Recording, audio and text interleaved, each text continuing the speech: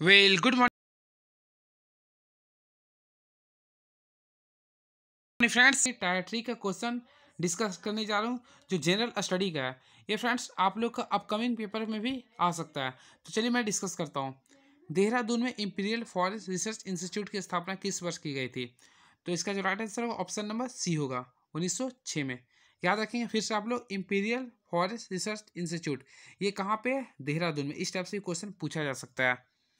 Very next question देखिए, 1859 में भारतीय उत्प्रवास अधिनियम ने निर्धारित किया था कि, तो इन्होंने निर्धारित किया था फ्रेंड्स कि बागान श्रमिकों को बिना अनुमति के जंगल छोड़ने की अनुमति नहीं है। तो ऑप्शन नंबर सी होगा। याद रखेंगे भारतीय उत्प्रवास अधिनियम कब लागू हुआ था? 1859 में, 1859 में। और ये 1859 में ही नील विद्रोह भी हुआ था। Very next question. तो चलिए नेक्स्ट क्वेश्चन। दक्षिण अफ्रीका में महात्मा गांधी किस स्थान से कार्यकर्ताओं की मार्च का नेतृत्व कर रहे थे? तो फ्रेंड्स याद रखें आप लोग, डरबन से लेके न्यू कैसे से कर रहे थे, डरबन से लेके न्यू कैसे सल तक कर रहे थे, जो कि ऑप्शन में नहीं है। तो इसका अपोजिट लिख देते, तो इसका राइट आंसर होगा ऑप्शन नंबर ई होगा, जो कि उपयुक्त में से कई नहीं, कोई नहीं। इसका राइट आंसर फ्रेंड्स देखिए, डरबन से लेके न्यू कैसल था, यानी कि सी का अपोजिट था ये। नेक्स्ट, 1930 में बिहार क्षेत्र के राजस्व वसूली में धरना कारण कितनी कमी हुई थी?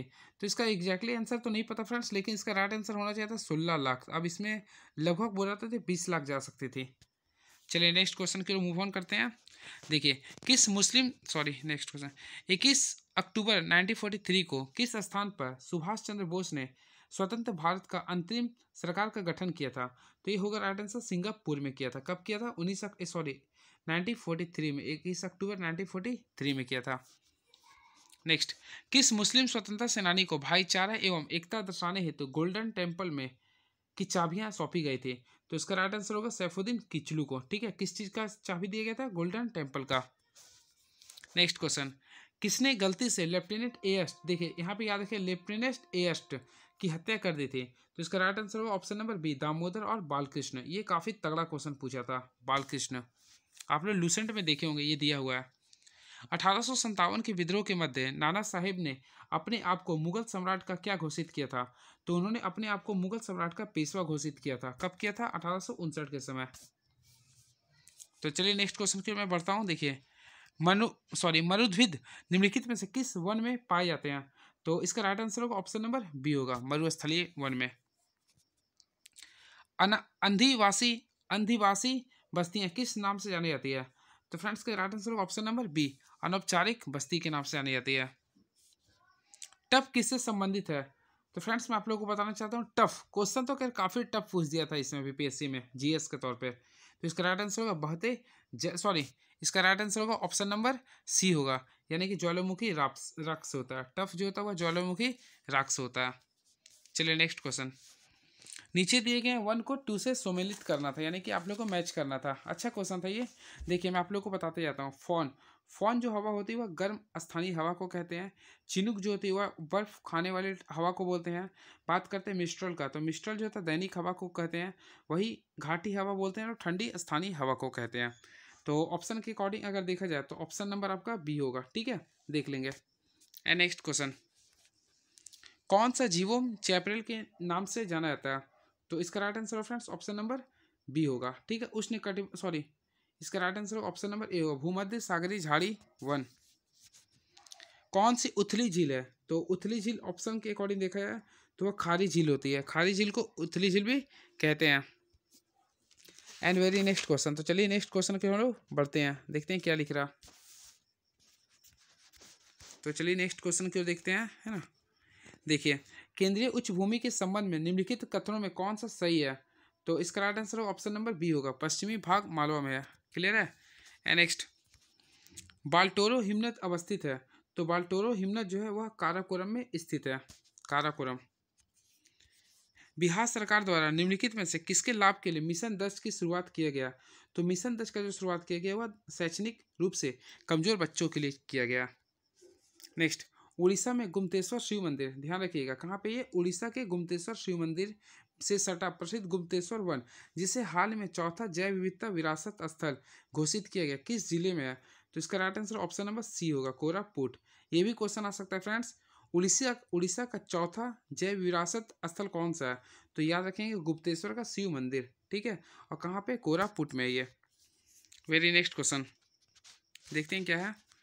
देखिए, उस ब्रिटिश गिटार वादक का नाम बताइए जिसने जाकिर हुसैन और अन्य 3 भारतीयों के साथ दिस मोमेंट पर सर्वश्रेष्ठ वैश्विक संगीत एल्बम के लिए 2024 में ग्रैमी पुरस्कार जीता। तो इसका right answer option number A होगा, जॉन मैकलॉगलिन। नेक्स्ट, तो चलिए नेक्स्ट क्वेश्चन देखते हैं।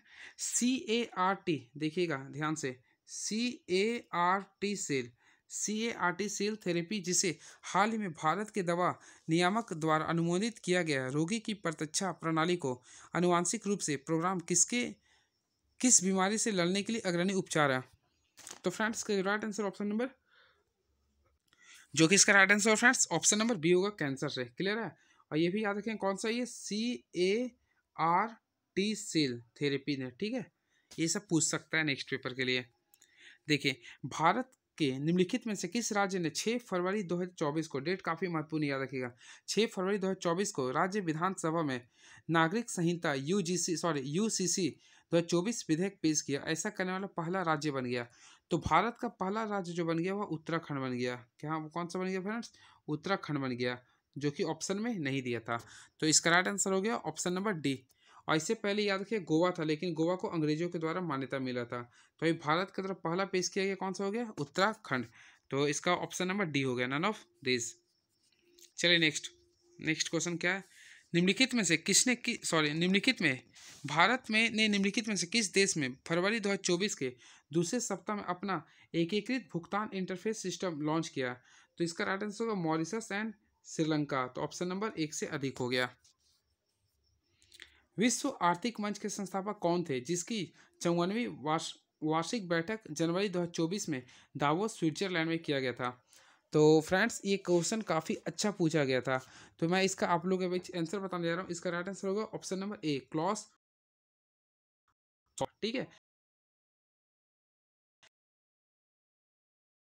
यानी कि स्विट्जरलैंड में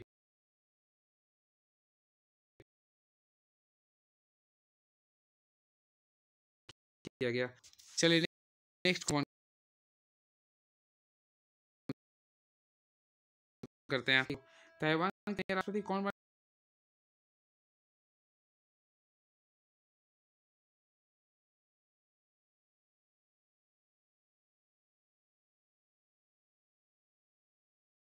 हैं? देखिए, मार्कोस जूनियर को आग से ना खेलने की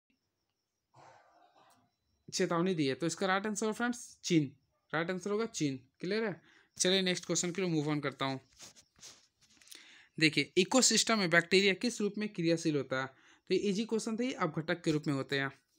चलिए नेक्स्ट, देखिए, क्लोरीन की रासायनिक अभिक्रिया के कारण जब वातावरण में क्लोरोफ्लोरोकार्बन की निर्मित होते हैं तो ये क्या विनष्ट करते हैं? तो ये ओजोन मॉलिक्यूल्स को। पाचन के बाद प्रोटीन किसमें परिवर्तित होती है? तो प्रोटीन के सबसे छोटे अणु जो होता है वह एमिनो एसिड होते हैं। तो इसका राइट आंसर होगा एमिनो एसिड होंगे। रक्त में कौन सा तरल माध्यम होता है? तो रक्त में फ्रेंड्स याद रखिए प्लाज्मा होता है। एंड नेक्स्ट क्वेश्चन देखते हैं क्या लिख रहा। चलिए, प्रदीप ट्यूब में कौन सा पदार्थ का प्रयोग किया था? तो फ्रेंड्स ये काफ़ी इजी क्वेश्चन मैं बोलूँगा, मरकरी और आर्गन का होता है। चलिए नेक्स्ट क्वेश्चन के लिए मूव ऑन करता हूँ। देखिए क्या लिख रहा है ना, तो चलिए देखते हैं क्या लिख रहा। साबुन उद्योग का उपजात है, तो इसका राइट आंसर ग्लिसरॉल होगा, ग्लिसरॉल होता है। क्लियर है? एंड नेक्स्ट, तो चलिए नेक्स्ट क्वेश्चन क्या लिख रहा है। किसी परिपथ में कौन सा पद विद्युत पावर को प्रदर्शित नहीं करता? तो ऑप्शन के अकॉर्डिंग देखें तो IR² होता है। क्योंकि देखिए आप लोग पढ़े होंगे, सबसे पहले पीच का क्या होता है? W/T होता है। क्लियर है? और W का फॉर्मूला क्या होता है? I²R/T होता है। क्लियर है? अब देखिए यहाँ पे टी ली दिया, टी कैंसिल हो गया, तो यहाँ देखिए I²R, तो ये तो मिल चुका है, तो इसी के लिए ऑप्शन नंबर बी गलत हो जाता है। क्लियर है? चलिए नेक्स्ट क्वेश्चन के लिए मैं बोलता हूँ। देखिए, जियो स्टेशनरी उपग्रह किस ऊंचाई पर होते हैं? तो एग्जैक्टली फ्रेंड्स अगर इसका देखा जाए तो जियो स्टेशनरी का जो एग्जैक्टली जो पॉइंट होता है, याद रखिए मैं लिख देता हूँ, 35786 किलोमीटर होता है। क्लियर है? जो कि ऑप्शन में नहीं था। तो अगर देखा जाए तो ये क्वेश्चन ऑप्शन नंबर सी हो जानी चाहिए ऑप्शन के अकॉर्डिंग। ठीक है? तो ये भी हो सकता है, लेकिन बहुत को स्टूडेंट मारते होंगे 36,000 के अकॉर्डिंग, तो वो भी सही होने चाहिए। अब देखिए आयोग क्या देते हैं अपना आंसर। चलिए अब आ चुका है मैथ्स। तो फ्रेंड्स मैथ्स आप लोग तो कर लिए होंगे, आई होप आप लोग को पता है। चलिए, वृत्त की त्रिज्या में 40% की वृद्धि करते हैं उसका क्षेत्रफल क्या होगा। तो ये काफ़ी ईजिएस्ट बोलूँगा। तो आप लोग इस प्रकार आप लोग बनाए होंगे, 40 × 40 कर दीजिए और यहाँ पे क्या लिखेंगे 100। तो अगर इसे सॉल्यूशन किए होंगे तो 96 आएगा आंसर। देखिए बैग वाला क्वेश्चन था, तो आप लोग अगर बैग वाले क्वेश्चन बनाए होंगे यानी कि सिक्का वाला था, तो आप लोग कमेंट बॉक्स में लिख सकते हैं कितना आया था आंसर। वैसे मैं आप लोग के सामने आंसर को डिस्कस कर देता हूँ। तो चलिए देखिए, इसका जो राइट आंसर था ऑप्शन नंबर ए था। क्या था फ्रेंड्स? ऑप्शन नंबर ए था। 102, 136 एंड 170 आप लोग सॉल्व किए होंगे। काफ़ी इजी क्वेश्चन था ये। और देखिए, इसे अगर आप लोग सॉल्व किए होंगे तो इसका राइट आंसर होगा नन ऑफ दी जाए होगा। क्लियर है? चलिए नेक्स्ट क्वेश्चन। तो चलिए नेक्स्ट क्वेश्चन भी देख लेता हूँ। क्या ये संख्या वाला था, तो इसका right answer option number B होगा 11। घनाकार, इसे भी अगर सॉल्व किए होंगे तो ऑप्शन नंबर ए होगा 6 सेंटीमीटर। इसका जो right answer friends none of these होगा, ठीक है, क्योंकि इस 81 पॉइंट समथिंग आ रहा था। अब बात करते हैं इसका, तो इसका राइट आंसर होगा 8, जो कि आप लोग सिंपल में आप लोग बनाए होंगे। क्लियर है? क्योंकि 45 को अगर हम लोग 8 से गुना करते हैं तो डायरेक्टली 360 आता है। तो इस टाइप से आप लोग सॉल्व किए होंगे। चलिए नेक्स्ट क्वेश्चन देखता हूँ। चलिए ये आप लोग का रहा था बीपीएससी का क्वेश्चन। चलिए थैंक यू सो मच।